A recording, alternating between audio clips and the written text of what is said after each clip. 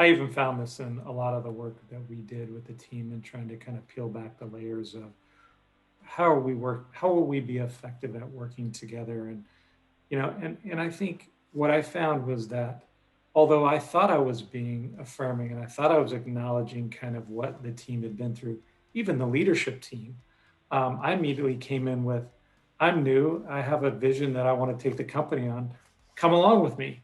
And not realizing that I hadn't affirmed them and saying, I realize you've had a tough couple years, and I realize that as a leadership team, you know, you franchisees, you were in a different camp in a different time where you didn't necessarily want to align with them because you were frustrated with the way the last 2 years had went. So I had to even step back myself and readjust, as I mentioned, and say, how do I invest that personal time? But also, how do I make sure that they feel good, that I believe in them? I believe in that they have the right mentality about the business so that we could move forward as one. And until I did that, I was getting a lot of resistance, and I think that was kind of a defining moment for our path forward. Is typically I'd been able to get a leadership team together and align around a new strategy and get their expertise and input.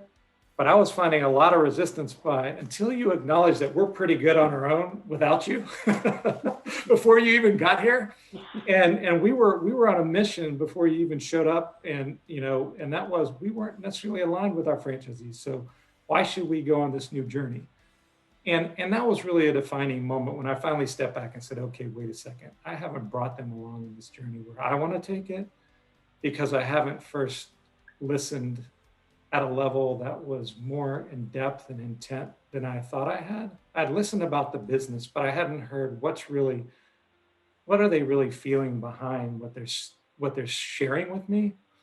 And once I started to get a feel for that, is they just wanted to be appreciated. And so I say all that to lead to kind of the outcome of a lot of the work we did is about how do we create this appreciation rich culture that acknowledges and affirms our employees for the great things that they bring to the table every day and recognize them for those days when they are creating that caring family fun culture, and appreciate that when we see it coming to life, so that then ultimately the outcome will be great results. And we're seeing the combination of those things start to happen because people are now doing a lot more things. And one of the things that is an output of that is the style of servanthood or authenticity or transparency.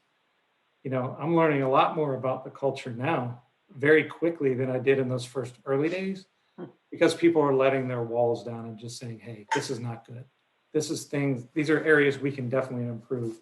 And other areas where we're great, let's lean into those and make those a focus of our go forward strategy.